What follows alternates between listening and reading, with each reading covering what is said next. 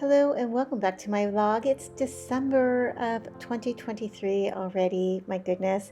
And today's video, I am doing a quick update on my fantasy novel writing progress, as well as I promised I would share how I am making some of the characters, the sets from paper mache. So here today I am sharing with you how I am going to make this adorable little fairy bed. I also am making the house that it lives in, but I didn't have that one done, so I will do that in a future video. But basically, uh, it's not that hard. I just took a box and I altered it. I paper mache it with some magazine, torn magazine pages. Right here, I'm covering it with some gesso just so that the ink won't seep through when I get ready to paint it. I used some wire, I wrapped in a very fine paper, and the best thing ever, I will link it down below, is the tufted headboard is this air dry foam clay. Oh my goodness, it's just made my life so much better since I've discovered it. It's so great for little things just like that that are a little harder to manipulate with the paper. You can see over there I made the mattress out of the air dry foam clay as well. Right now I'm just using some Mod Podge to adhere some very fine paper that I can then do the final painting on top of. So as I'm doing this, I will share with you that in the last vlog I had just finished the draft 3 of my fantasy novel. It was about 75,000 words. I sent it off to my editor, and I knew that draft I was throwing everything in there and that I was going to need to edit it and kind of streamline it a little bit more, and that was his exact critique. So I've started on that. I did get delayed with Thanksgiving and some of the holidays, and I probably won't be able to get back to editing until the new year, but I did start, and I feel really great about the direction that it's going. I sent him the first 3 chapters and he was happy with it. So I feel really good about where the writing is going, and I know what I'm doing with it. So I do think I should be able to complete that in the very early part of this coming new year, which I'm super excited about. And then it will go probably to final proofreading, editing. So I'm really almost done with all of that. I feel really great about it. And I have now moved into figuring out all of my illustrations and creating a mock-up of what the book is actually going to look like in sketches. I promise I'll do a separate video on that because I think that's a really important step.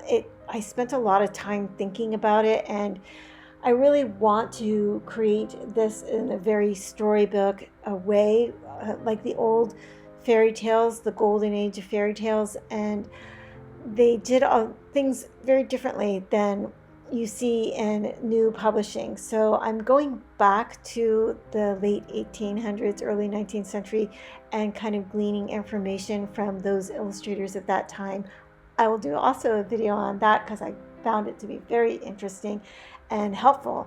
So I'm happy to share that information with you on that. So the other thing that I found out in this whole process that's been really great is as I'm creating these little dioramas and actually building the characters as well, it gives me a lot of time to sit and really think about who I am creating this for and where this little fairy lives. And of course it wouldn't have golden what are those called, foot posts and head posts, because they live up in a tree. So of course it'd be partly made out of sticks and twigs. And anyway, it's really helping me develop the characters, and then also develop the characters not only for the writing but for the illustrating, like the colorways and the color palettes that I'm using for the entire story are going to be these particular colors that you're seeing here. Right here, what I'm doing is I'm painting some mulberry paper. I'm pre-painting it, and then I'm going to create the textile. So this is the little textile that I designed. I just made up out of my head. That will be the bedding and the drapery in the little fairy house. They're tulips because uh, they live in a tulip tree. But I also have a very special connection to tulips. It's a very sentimental thing for me.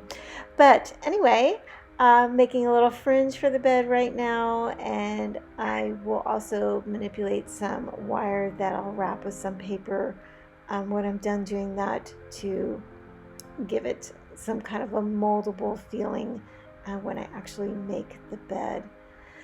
But let's see. So that's kind of the update on the writing right now. I'm going to tackle that in January. And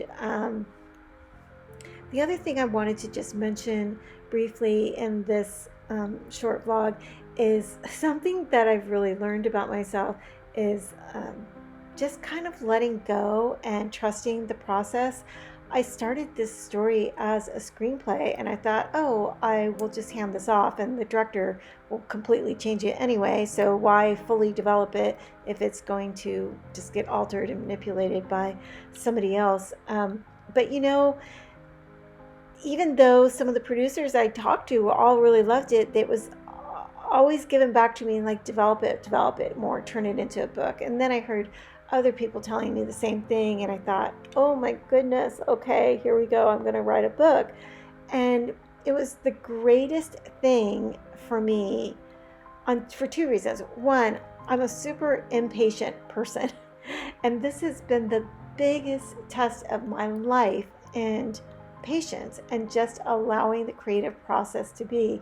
I feel like we have all this pressure on social media to constantly be posting something new that we create all the time. And as creatives, that's one, burnout, and two, it's just not possible to create something really, really great if you're just pumping stuff out. So I just gave up and surrendered to the process, and I'm allowing myself to just say, you know, when it's done, it's done.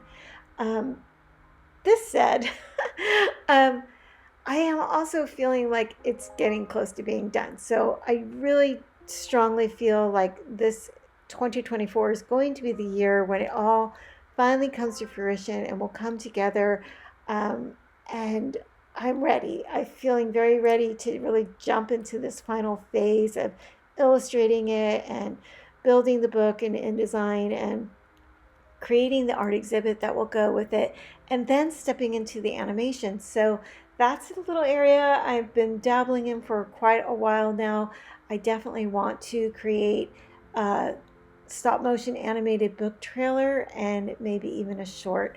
I don't know. I'm always so ambitious with these things, but hopefully that will all work out, and it will come into the world in all these beautiful, lovely forms. And anyway, in the meantime, the second point of this is just really falling back in love with the creative process and allowing myself the stillness and the time to just let whatever's in my mind flow. And it's just been working, and it's been really a blessing. I know I feel very privileged that I'm able to do this for work. So anyway, I just wanted to share that. If you're one of those creatives out there that's just feeling very pressured to constantly be creating things, you don't have to be. Just do what you can do, and that's going to be perfect for you. So anyway, that is the update for where I am at with this fantastical project of mine. And I hope you'll stay tuned for more vlogs like this. I will share so much more about the creation process of this entire massive undertaking that I've stepped into.